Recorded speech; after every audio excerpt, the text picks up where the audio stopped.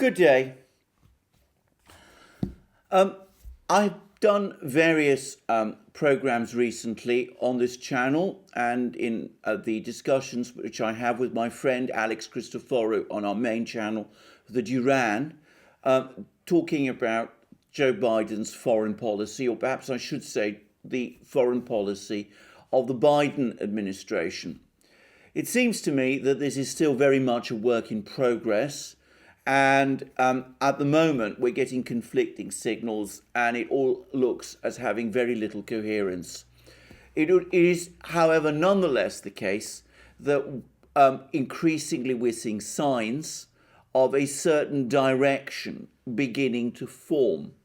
And it is indeed very much the direction that one might expect of an administration that can be described as Obama 3. Obama's foreign policy was very much a policy of appeasing the strong and attacking the weak. He continued to wage all sorts of wars in the Middle East. He expanded the US's military footprint in all sorts of other places. At the same time, he tried to maintain some kind of a dialogue with the most powerful countries, China and Russia. But at the same time, instead of pursuing peace and friendship with those countries, whilst defending US national interests, he, at the same time, contrived to alienate and antagonize them. It seems to me this is exactly where we're going again. Now, we have heard an awful lot of very strong and aggressive rhetoric from the United States, or rather from the Biden administration, over the last few weeks. And of course, there's been a lot of rhetoric about Russia. We've discussed that already. But we've also had lots of rhetoric about China. We've had rhetoric about Taiwan, about the South China Sea. There's been talk about continuing with the tariffs that the Trump administration imposed against China. And of course, we also have lots of talk about the Uyghurs, with the US government continuing to say that the policies of the Chinese government towards the Uyghurs amounts to genocide, something which was said previously by the Trump administration. All of these are steps and actions which are bound to annoy and antagonize and infuriate even the Chinese.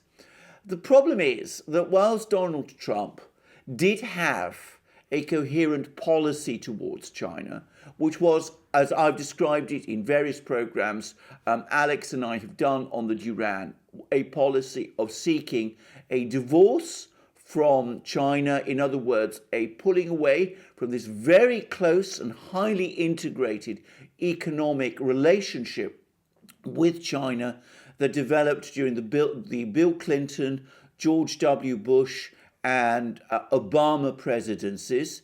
Biden seems to have no real interest in doing that.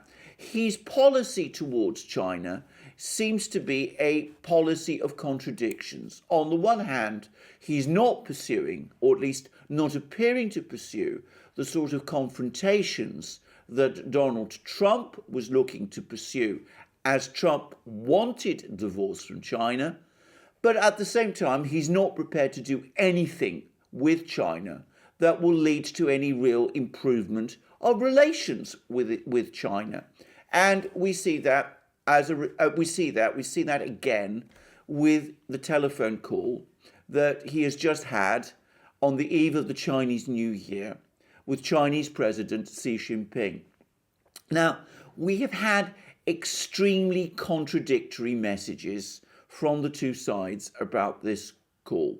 The US side has been emphasizing the strong words, or reputedly or allegedly strong words, that Biden made over the course of this call on all the topics that cause all the issues of conflict in US-China relations. The Chinese are reporting that, in fact, Biden was a great deal more conciliatory. Perhaps And the most interesting commentary has been provided by Global Times, which is the English language voice of the Chinese Communist Party. And this is what Global Times says. The most informative point of the phone conversation was its timing. It happened on Chinese New Year's Eve. The White House release said at the beginning that Biden shared his greetings and well wishes with the Chinese people on the occasion of the Lunar New Year. This was widely interpreted as a gesture that Biden showed respect for President Xi and China. It seems that he was using such goodwill to balance the tough messages the new US administration sent in recent days and various interpretations on those messages. So the Chinese are making the same point. They're saying that in public, the Biden administration talks tough. In private, they talk soft. They seem to be trying to reassure the Chinese that actually they're not interested in a real confrontation with China, but on the other hand, they're not prepared to do anything that's going to lead to any real easing of tensions with China. The Russians, I should say, are being somewhat more optimistic at the moment. We've had a very interesting interview by Russian Deputy Foreign Minister Sergei Ryabkov. He puts it this way: we see signals that Washington is open to launching the new stage of strategic dialogue between our countries. We are set to deal with the most challenging aspects of strategic sphere in the most decisive way. We plan to immediately launch this effort as soon as Washington is ready for it. We have everything necessary for resuming bilateral strategic dialogue: political will, worked out approaches, and a formed interdepartmental team. But then I would add that Ryabkov goes on to say, while we are open for a sound, calm, and balanced dialogue based on a constructive agenda, we will defend and safeguard our interests in the toughest way. The US must be the object of our deterrence policy, including from the viewpoint of thwarting its aggressive interference and any meddling in our internal affairs. It must be the object of military deterrence, which is significantly facilitated by arms control if it is properly organized. So the Russians saying essentially the same thing. They're getting messages from the Biden administration that are conciliatory in private, even as the Biden administration talks tough in public. The Russians are expecting that they will have some kind of dialogue with the Biden administration on strategic issues, but they don't actually expect any real improvement in relations. This is what actually, on the last point, Ryabkov said. There can be no illusions about any potential leaps into a splendid future with the administration of Biden. The administration is too anchored in its own ideology and in its own false and far-fetched perception of contemporary Russia. It will be difficult to redo this, but we will seek to achieve this. In other words, we will negotiate with the United States from a position of strength and on our terms. We don't expect any long-term improvement in the essentials of the relationship. All very much, to me, like Obama 3. And like Obama 3, we see the United States acting to look for conflicts in all sorts of other places. So we see a continuation of the hard line against Venezuela. The United States refuses still to recognize the Maduro government there, something, by the way, which the European Union has reversed.